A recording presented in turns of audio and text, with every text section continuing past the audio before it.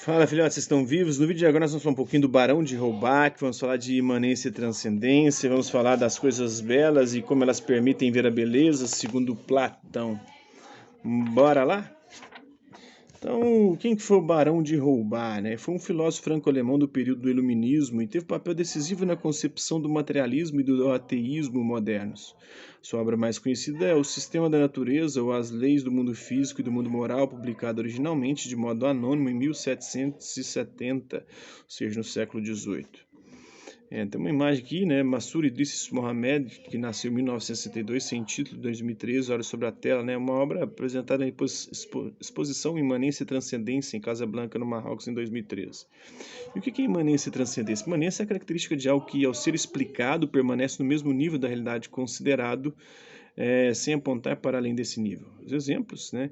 Ao fazer os humanos arcarem com as consequências de seus atos, a vida revela uma justiça imanente, que está aqui mesmo, nesse mundo, né? O sentido do fluxo da existência é imanente ao próprio fluxo, ou seja, que está na própria coisa, na própria realidade, não está além disso aqui. A transcendência é aquilo que estaria além do que nós podemos perceber com os nossos sentidos, visão, audição, paladar, tato e olfato. Então, a transcendência é a característica de algo que, ao ser explicado, ultrapassa o nível de realidade considerado, revelando-se maior do que esse nível. Não necessariamente significa estar fora ou acima desse nível, mas estar além, mas ser superior ou maior do que ele. Um exemplo, a beleza é transcendente às coisas belas, então ela está além dessas coisas belas, né? As coisas belas só revelam a beleza, mas a beleza transcende, está muito além das próprias coisas. O país transcende seus habitantes.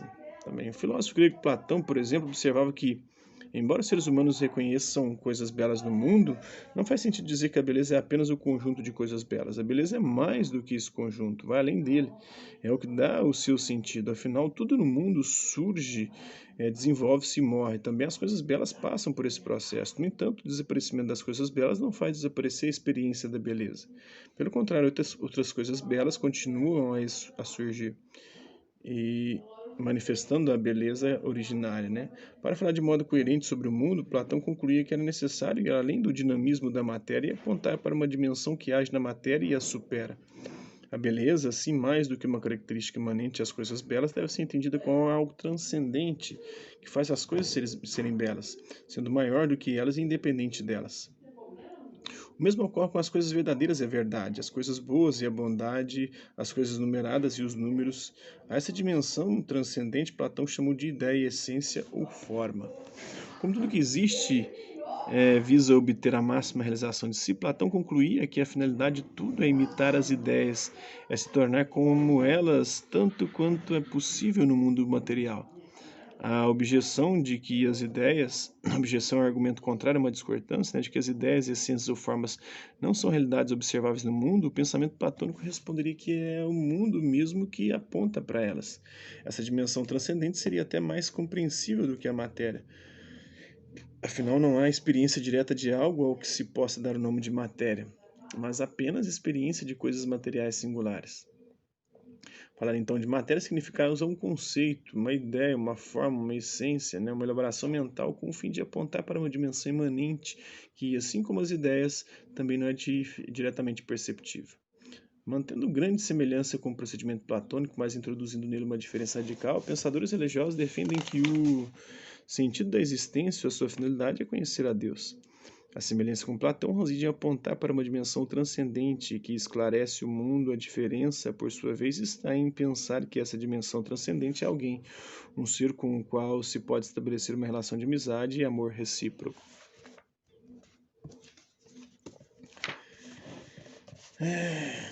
Tenta seguir-me se fores capaz. Quem corretamente se encaminha para esse fim, essa formação deve começar quando jovem, por dirigir-se aos belos corpos e, em primeiro lugar, se o seu dirigente o dirige corretamente, deve amar um só corpo e gerar belos discursos.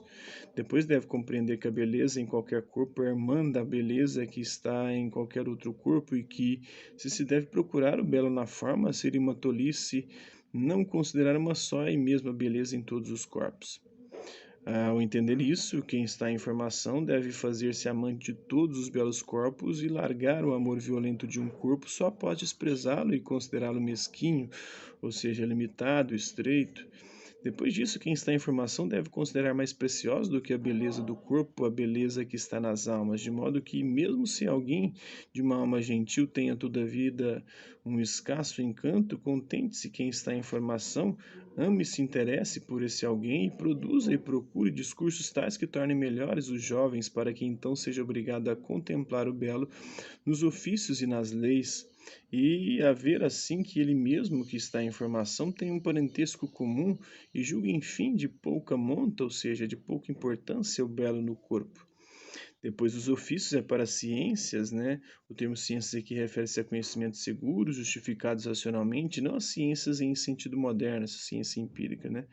Que é preciso transportar quem está em formação a fim de que veja também a beleza das ciências e, olhando para o belo já há muito, sem mais amar como um doméstico, né, ou seja, como um escravo, a beleza individual de uma criançola, ou seja, que já não é mais criança, mas comporta-se como tal, de um homem de um só costume, não seja ele nessa escravidão miserável e mesquinho discursador, mas voltado ao vasto oceano do belo e contemplando-o, produza muitos discursos belos e magníficos e reflexões, inesgotável amor à sabedoria, até que aí robustecido, né, ou seja, fortalecido e crescido, contemple ele uma certa ciência única, tal que o seu objeto, né, o seu conteúdo, o seu alvo é o belo seguinte, tal como vou apresentar. Tenta agora prestar minha máxima atenção. Aquele que nas coisas do amor tiver sido orientado até esse ponto, contemplando seguido e corretamente o que é belo, já chegando ao ápice, ou seja, ao ponto mais alto, ao cume dos graus do amor,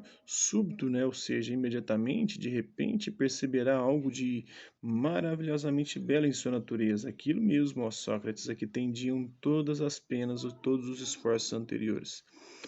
Aparecer-lhe-á o belo, a beleza, aquilo que é por si mesmo, consigo mesmo, sendo sempre uniforme, enquanto tudo mais que é belo dele participa de um modo tal que, enquanto tudo mais que é belo nasce e perece, em nada o belo ou a beleza fica maior ou menor, nem nada sofre.